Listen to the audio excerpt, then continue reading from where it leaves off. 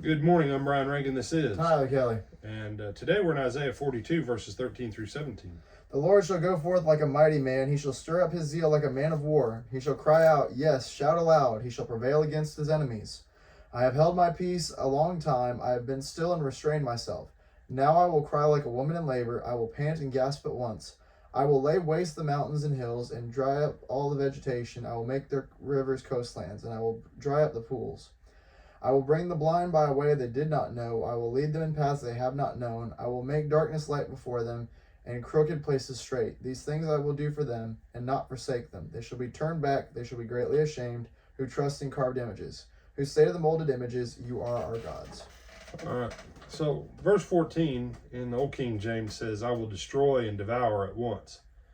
Talking about the hard breathing that comes when you're in a fight, because you finally have had enough and you've snapped. And that's kind of the image that the Lord has here. He shall stir up his zeal or his jealousy. He goes forth like a mighty man. Point being, God's sick and tired.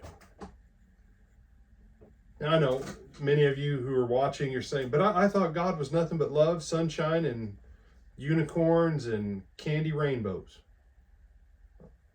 Yeah, okay.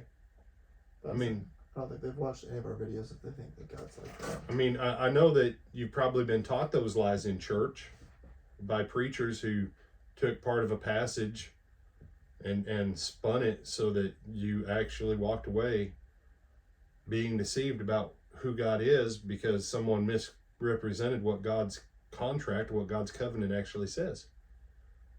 God has a breaking point. God has a point where he says, enough's enough. We're done playing. You say, but no, see, that's the thing. God is not an overindulgent father that wants his children to be a bunch of narcissists and sociopaths. When you read this, and I think this is interesting, he uses all this imagery of when it's time, and there's no holding back. And all that imagery there, when the water breaks, y'all, baby's coming whether you ready for it or not. There ain't no stopping it. You can't, once the water breaks, you can't say, please hold off, for 28 more hours till Granny gets here because I wanted Granny to hold my hand in labor. The baby might be there in 10 minutes, or it might be there in 29 hours. But either way, the baby don't care about Granny. And God doesn't care about your timing or my timing when God's had enough. And what's the solution here? And here's how this applies as we close out a year. We're in the last week of 2022 and we're looking for a new year. He'll bring the blind by a way that they don't know. He'll lead them in paths they haven't known. He'll make darkness light and crooked things straight. He'll do it and he won't leave you. He won't abandon you. But here's your side of it. You have to be turned back. You have to repent. You need to be ashamed. We all need to be ashamed. All right? 2023 needs to be the year that you quit playing footsies with the creator of the universe. Either commit or quit.